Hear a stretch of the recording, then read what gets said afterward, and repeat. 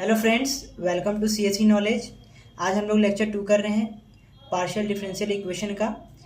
तो गाइज, हम लोगों ने पिछले वीडियो में रूल्स देखे थे कैसे हम लोग कॉम्प्लीमेंट्री फंक्शन को फाइंड करते हैं CF को, और एक क्वेश्चन देखे थे। आज हम लोग इसमें 3 क्वेश्चंस करेंगे जो कॉम्प्लीमेंट्री फंक्शन पे बेस्ड होंगे, जिसमें हम लोग क्या क्या करते थे। तो सबसे पहले कुछ हम लोग रिवाइज कर लेते हैं कि P, Q, R, S और T, ये 5 अल्फ़ाबेट्स थे जो हम लोगों ने देखे थे पिछले लेक्चर में। आप पिछला लेक्चर देख सकते हैं, उसमें सारा डिटेल में बताया गया है। तो P को कैसे डिनोट करते हैं हम लोग?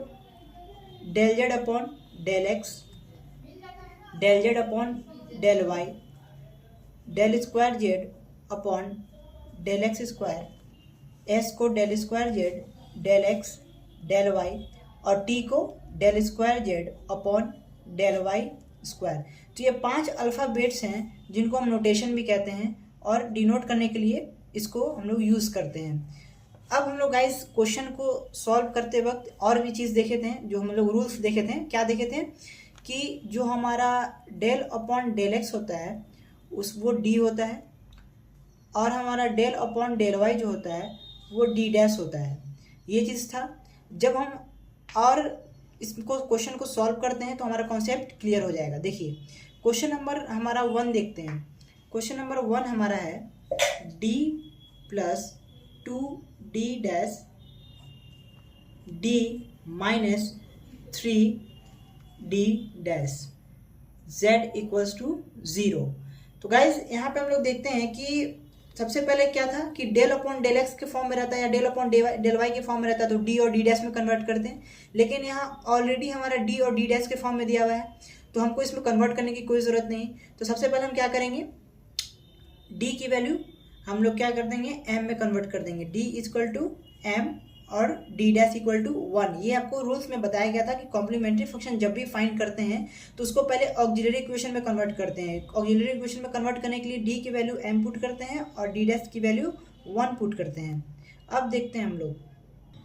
तो गाइज, हम लोग इस क्वेश्चन को सॉल्व करते हैं। तो ऑक्सिलरी इक्वेशन में कन्वर्ट करने के लिए डी का वैल्यू एम पुट करते हैं और डी डैश की वैल्यू 1 पुट करते हैं।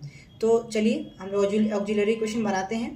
तो क्या हो जाएगा, एम प्लस 2 डी डैश की वैल्यू क्या हो गई 1, डी क्या हो जाएगा एम माइनस 3 डी डैश की वैल्यू 1 इक्वल्स टू 0। तो अब यहाँ पे हमको 2 रूट्स मिलेंगे, जैसा कि पिछले वीडियो में भी आप लोगों ने देखा था। तो m plus 2 equals to 0, m minus 3 equals to 0। तो m इक्वल टू -2 हमारा एक रूट हो गया और m इक्वल्स टू 3 हमारा दूसरा रूट हो गया। हम लोग क्या सकते हैं इसको से m1 और m2। अब हमको क्या निकालना है, कॉम्प्लीमेंट्री फंक्शन इसका निकालना है। तो कॉम्प्लीमेंट्री फंक्शन निकालने का आपको बताया था, जब 2 रूट डिस्टिंक्ट हो, 2 केस बताया था मैंने आपको। एक, जब 2 रूट डिस्टिंक्ट हो, डिस्टिंक्ट मीन्स डिफरेंट, और दूसरा जब हमारा दोनों रूट सेम हो। तो यहाँ पे दोनों रूट हमारा डिस्टिंक्ट है। कॉम्प्लीमेंट्री फंक्शन हमारा क्या हो जाएगा, f1 y plus m1x plus f2 y plus m2x। Simply हम लोग m1 और m2 की क्या करेंगे, वैल्यू रख देंगे।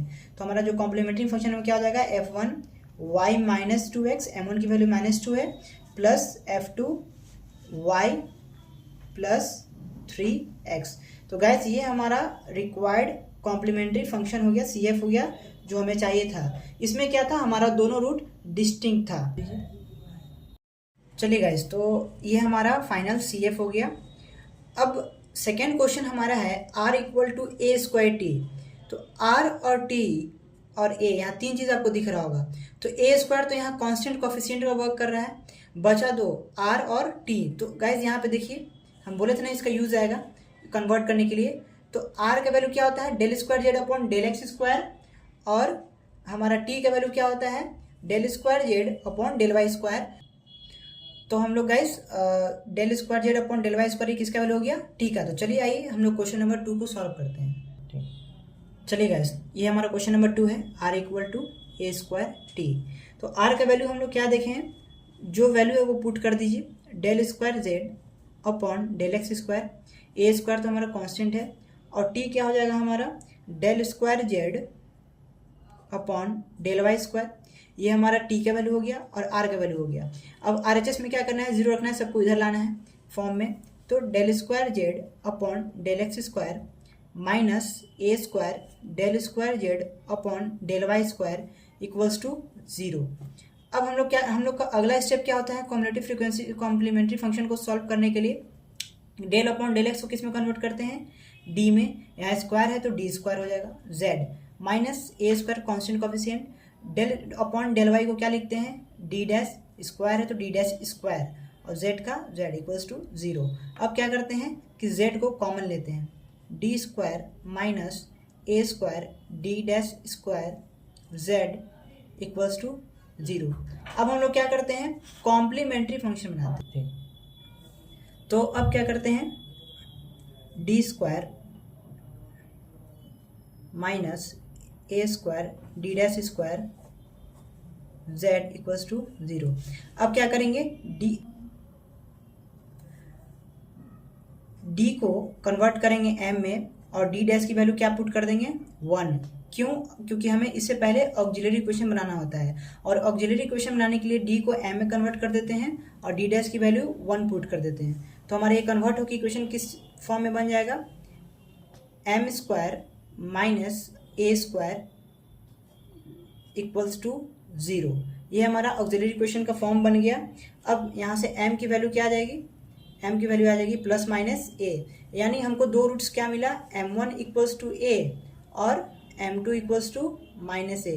तो इसका हमारा अब क्या कॉम्प्लीमेंट्री फंक्शन क्या हो जाएगा, कॉम्प्लीमेंट्री फंक्शन जैसा कि हम लोग जानते हैं f1 y plus m x, f1 y plus m x plus m1x plus f2 y plus m2x। अब कुछ करना नहीं है, इसमें m1 और m2 की वैल्यू पुट कर देना है जो हम निकाल चुके हैं। तो हमारा f1 तो f1 रहेगा, y प्लस m1 क्या है, a है तो y plus ax plus f2 y, यहाँ माइनस a है तो प्लस माइनस माइनस होता है तो माइनस ax। ये हमारा रिक्वायर्ड कॉम्प्लीमेंट्री फंक्शन हो गया जो हमें चाहिए था। तो गाइज यहाँ आपने देखा कि इस क्वेश्चन में क्या यूज आया कि r का कन्वर्जन सबसे पहले किए, फिर t का कन्वर्जन किए, फिर उसके बाद हम उसमें से z को कॉमन लिए, डेल अपॉन डेल एक्स को d में कन्वर्ट किए, डेल अपॉन डेल y को d डैश में कन्वर्ट किए। उसके बाद ऑक्सिलरी इक्वेशन बनाने के लिए क्या करते हैं कि d को m में कन्वर्ट करते हैं और d डैश की वैल्यू क्या कर देते हैं, 1 पुट कर देते हैं। उसके बाद हमने रूट्स निकाला m1 और m2, और कॉम्प्लीमेंट्री फंक्शन का जो फॉर्म होता है f1y plus m x plus f2y plus m2x, तो उसी को बस m1 और m2 की वैल्यू पुट कर दी और ये हमारा कॉम्प्लीमेंट्री फंक्शन निकल गया। चलिए गाइस, अब हम क्वेश्चन नंबर 3 देखते हैं। 4r minus 12s plus 90 equals to 0। तो इसमें भी क्या आ रहा है, देखिए वेरिएबल्स आ रहे हैं ना अल्फाबेटिकल, r s t तीनों का वैल्यू आपको क्या है पता है, तो बस उसका वैल्यू लिख देते हैं। 4r की वैल्यू क्या थी, del square Z upon del x square minus 12, s का वैल्यू क्या होता है guys, del square Z upon del x del y plus 9, t का वैल्यू क्या था, del square Z upon del Y square equals to 0। Simple सा था, कुछ नहीं करना था, बस आर एस टी की वैल्यू पुट कर देना था। उसके बाद सेकेंड स्टेप आपको पता है कि डेल अपॉन डेल एक्स को d, del upon del y, सब में सिमिलर क्वेश्चन आप देखेंगे, सब में सिमिलर स्टेप है, ठीक है। तो 4 डेल अपॉन डेल एक्स क्या हो गया, del square upon del x square D square हो गया जेड माइनस 12, एक हो गया del upon del X D, एक del upon del Y D dash, एक डेल डेल एक्स के साथ गया, एक डेल डेल वाई के साथ गया, और जेड का as it is plus 9 del square Z upon del Y square क्या हो गया guys, d dash del upon del Y square है तो D dash square z equals to 0। अब इसमें से जेड कॉमन निकालेंगे तो 4 d square minus 12 d d dash plus 9 d dash square z equals to 0। तो इसमें कुछ नहीं था, सिंपल सा था। अब इसका अगला स्टेप क्या होता है, ऑक्सिलरी इक्वेशन बनाना, ठीक है गाइज। तो इसको ऑक्सिलरी इक्वेशन बनाने के लिए हम लोग दो काम करते हैं। क्या करते हैं, डी को कन्वर्ट करते हैं एम में और डी डैश की वैल्यू कितना पुट कर देते हैं 1। तो हमारा ऑक्सिलरी इक्वेशन जो है, ऑक्सिलरी इक्वेशन वो क्या बनेगा, 4m square minus 12m plus 9 equals to 0। ये हमारा ऑक्सिलरी इक्वेशन बन गया। ऑक्सिलरी इक्वेशन से हम क्या निकालते हैं, m1 और m2। तो m1 m2 निकालने के लिए हमको इसका रूट्स निकालना पड़ेगा, लेकिन इसका रूट्स हम लोग का डिस्क्रिमिनेंट मेथड से निकलेगा। कौन सा, तो इसका रूट्स ऐसे निकलेगा, minus b plus minus root d by 2a, जहाँ डी की वैल्यू क्या होती है गाइस, डी की वैल्यू होती है बी स्क्वायर माइनस 4ac। चले गाइस, तो हम लोग इसका रूट्स निकालते हैं। तो रूट्स क्या हो जाएगा, m माइनस बी, तो ऑलरेडी हमारा -12 है, तो ये minus b minus minus plus हो जाएगा, तो हो जाएगा 12 प्लस माइनस होता है ना 144। इसको सॉल्व करेंगे आप तो आ जाएगा 4 इंटू 4 इंटू 9। ये देखिए माइनस बी तो माइनस माइनस प्लस हो गया, plus minus root d by 2 है, तो डी की value b square minus 4 c, 12 का स्क्वायर 144 हो गया, माइनस 4 a 4 है और c 9 है, तो हमारा बाई 2 इंटू 4 यानी कि 8 हो जाएगा। तो यहाँ हमारा जो m की वैल्यू है वो आ जाएगा प्लस माइनस नहीं 3/2 आ जाएगा।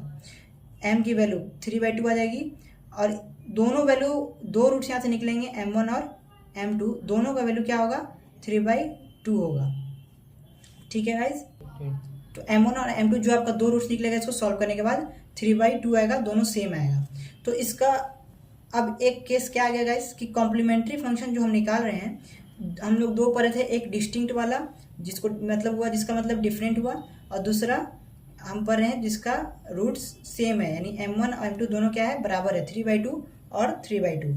तो इसका हमारा CF क्या हो जाएगा, f1 y plus mx plus x से मल्टीप्लाई होता है, यही यहाँ पे एक्स्ट्रा होता है, बस बाकी सब सेम होता है। अगर आपका दो रूट सेम है तो x से मल्टीप्लाई कर दीजिए, f2 y प्लस mx, तो हमारा f1 y प्लस m कितना है 3/2x plus x f2 y plus 3/2x, ये हमारा हो गया रिक्वायर्ड कॉम्प्लीमेंट्री फंक्शन।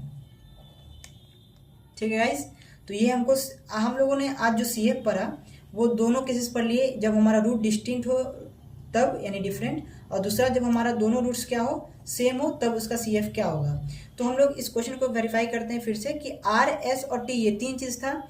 तो R को सबसे पहले क्या किए, कन्वर्ट किए, del square 0 upon del square, S को कन्वर्ट किए, T को कन्वर्ट किए। उसके बाद क्या करते हैं कि डेल अपॉन डेल S को D में किए, डेल अपॉन डेल Y को D डैश में किए। उसके बाद ऑक्सिलरी इक्वेशन बनाने के लिए क्या करते हैं, D को M लिखते हैं और D डैश की वैल्यू क्या लिखते हैं, 1 लिखते हैं। उसके बाद वहाँ से या तो हम फैक्टराइजेशन से निकालें, या फिर अगर वो ना हो तो डिस्क्रिमिनेंट से आप निकाल सकते हैं। तो इसमें दो रूट आया, m1 और m2, और उसका जब दोनों रूट सेम आया तो हम लोग क्या किए, x से मल्टीप्लाई किए f2 में जो सेकेंड टर्म था, और हमारा ये CF रिक्वायर्ड हो गया जो हमें क्वेश्चन से चाहिए था। चलिए गाइस, तो आज के लिए हमारा ये वीडियो काफ़ी है। लेक्चर 3 में हम लोग देखेंगे पार्टिकुलर इंटीग्रल कैसे निकालते हैं बाय शॉर्ट मेथड, की शॉर्ट मेथड के थ्रू हम पार्टिकुलर इंटीग्रल कैसे निकालते हैं, ये हम अगले लेक्चर में देखेंगे। थैंक्स।